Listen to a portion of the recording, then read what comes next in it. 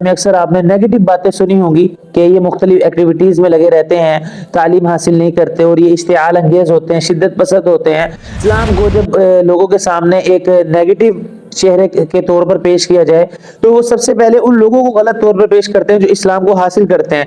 तो इस्लाम को हासिल करने वाले जो लोग हैं वो तुलबा इकराम है, और अक्सर ये इतराज़ किया जाता है कि ये लोग 8 साल लगाकर दरस निज़ामी मुकम्मल करते हैं, 3 साल हिफ्ज़ के भी लगाते हैं, तो इनको क्या फ़ायदा होता है। गलत और नाज़िबा किस्म की बात है।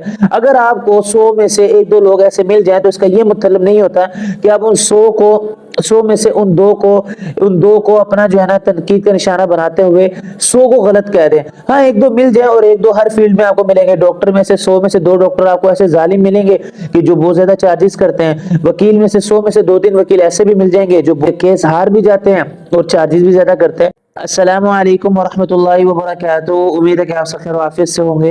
एक दो फिर आपका दोस्त, आपका भाई मोहम्मद मूसा आपके सामने हाजिर है और बेहतरीन और ज़रूरी गुफ्तगू लेकर हाजिर हुआ है। और आज की जो गुफ्तगू है, आज का जो टॉपिक है, आज का जो उन्वान है वो हमारा तुलबा कराम है। क्योंकि तुलबा कराम के मुतालिक आपने बहुत कम लोगों से गुफ्तगू सुनी होगी और इनके बारे में अक्सर आपने नेगेटिव बातें सुनी होंगी कि ये मुख्तलिफ एक्टिविटीज़ में लगे रहते हैं, तालीम हासिल नहीं करते और ये इश्तिआल अंगेज होते हैं, शिद्दत पसंद होते हैं। तो आज इंशाल्लाह हम तुलबा इकराम पर गुफ्तगू करेंगे और हकीकत आपके सामने रखेंगे कि तुलबा इकराम तुलबा इकराम कैसे लोग हैं और ये किस तरह की जिंदगी गुजारते हैं। सबसे पहले तो मैं ये बात आपके सामने रखना चाहूंगा कि कुरान मजीद में इरशाद है कि फलौला नफ़र मिन कुल्ली फ़िरक़तिन मिनहुम ताइफ़तुन लियतफ़क़्क़हू फ़िद्दीन। और इस आयत की तफसीर में ये बात मिलती है कि एक जमात ऐसी होनी चाहिए दीन को हासिल करे, यानी कि अपनी पूरी जो तवज्जो है वो दीन को हासिल करने में लगाए, और उसके बाद ताकि लोग उसके बाद यानी कि दीन को हासिल करने के बाद लोगों को बात पहुंचाए, लोगों को डराए और लोगों को असल हकाइक जो दीन के हैं वो बताए। तो मालूम हुआ एक जमात होनी चाहिए, और तुलबा कराम जितने भी मदारिस के हैं वो तमाम के तमाम जो है ना वो दीन को हासिल करते हैं, दीन में जो है ना अपने दिन रात को एक करते हैं और मेहनत करते हैं। उसके साथ साथ आप हदीस मुबारक में भी देख लेंगे कि इल्म हासिल करने के मुतालिक बहुत सी हदीस ऐसी आई हैं, इल्म की हासिल करने में जो फजीलतें हैं वो भी हदीस आपने आज तक सुनी होंगी, और उसमें बहुत सी हदीस हैं। एक हदीस तो ये मिलती है कि जो तुलबा कराम इल्म हासिल करने के लिए निकलते हैं, फरिश्ते अपने नूरानी पर उनका जो है ना उनसे उनका इस्तकबाल करते हैं। और उसके बाद एक और बात भी आपने सुनी होगी कि इल्म जो शख्स हासिल करता है, अल्लाह रब्बुल इज्जत उसके रास्ते को, जन्नत के रास्ते को आसान कर देते हैं। तो ये मुख्तलिफ किस्म की हदीस जो है ना वो इल्म के हासिल करने में हमें मिलती रहती हैं। इसके बाद एक और बात जो कि लिबरल तबका हमारे सामने मौजूद है, ये इन हदीस को न सुनता है न समझता है। लिबरल तबका ऐसी गलत बातें और गलत तनकीदात करते हैं कि जिनका इस दुनिया में वजूद ही नहीं है और जिनका दलाइल के साथ भी कोई ताल्लुक नहीं होता।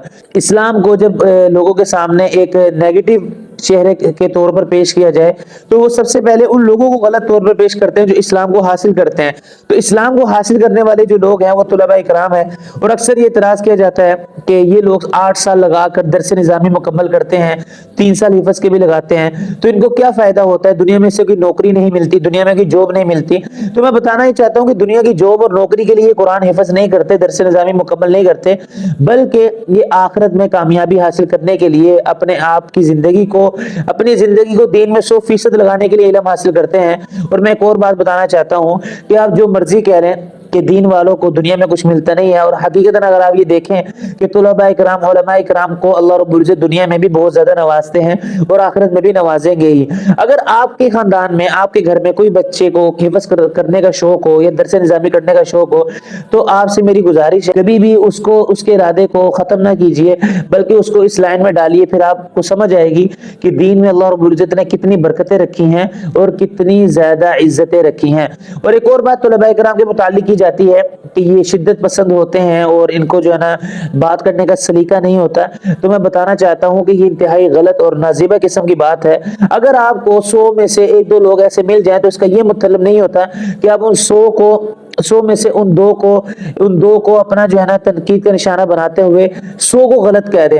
हाँ, 1-2 मिल जाए, और 1-2 हर फील्ड में आपको मिलेंगे। डॉक्टर में से 100 में से 2 डॉक्टर आपको ऐसे जालिम मिलेंगे कि जो बहुत ज्यादा चार्जेस करते हैं। वकील में से 100 में से 2-3 वकील ऐसे भी मिल जाएंगे जो केस हार भी जाते हैं और चार्जेस भी ज्यादा करते हैं। तो ये चीजें तो हर जगह मिल जाती हैं। 1-2 तुलबा इकराम का नाम लेकर पूरी दुनिया के जितने भी तुलबा इकराम जो इस वक्त अपने घर को छोड़ के, अपने वालिदैन को छोड़ के, अपने बहन भाइयों को छोड़कर इल्म हासिल कर रहे हैं, उन पर तनकीद तकलीद ना की जाए। और एक और बात मैं आपको बताना चाहता हूँ कि तलबा इकराम ऐसी एक अल्लाह रब्बुल इज्जत की नूरानी मखलूक है, नूर वाली मखलूक है कि अल्लाह रब्बुल इज्जत ने इनके सीने को इल्म से मुनव्वर किया हुआ है कि अक्सर हमने अपने साज़ा इकराम से सुना है कि कोई भी मसला हो, कोई भी अगर चीज़ हल ना हो रही हो तो तलबा इकराम से उसके बारे में दुआ की जाए तो अल्लाह रब्बुल इज्जत उस मसले को हल फरमा देते हैं।